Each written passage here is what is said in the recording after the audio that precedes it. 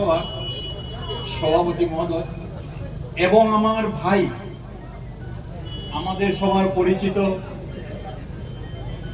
আমার খোকন ভাই এবং আমার মঞ্চে উপবিষ্ট আমার বন্ধুরা বা এজিপি প্রেমী বা যারা এজিপির কাজ করে তাদের সবাইকে আমি ওর জুড়ে নমস্কার জানাই। তো আজকের এই নির্বাচনী সভা তো আপনারা উপস্থিত হয়েছেন যে কিছু শোনার লাগে।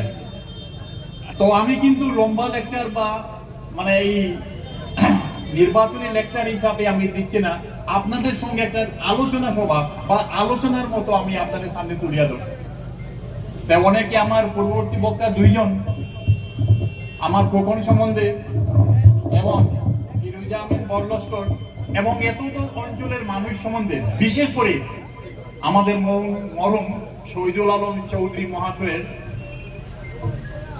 কীর্তি এবং উনি যা করে গেছেন আপনাদের সামনে কিছু তুলিয়ে ধরলেন।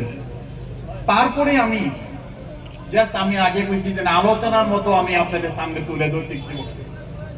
দেখেন, পঞ্চায়েত নির্বাচন বা পঞ্চায়েত অর্গানাইজেশন অন্য জিনিস এবং লেজিসলেচার যারা এমএলএ তাদের কাজ অন্য জিনিস এবং দিল্লির সংসদে যারা সাংসদ তাদের কাজ আইন তৈরি করা এবং লেজিসলেচার যারা আছে তারাও তো আইন তৈরি করা। কিন্তু পঞ্চায়েত রাজ সংগঠনটি সরকারের পয়সা কিছু জনপ্রতিনিধিরে বা পঞ্চায়েত নির্বাচনের সামনে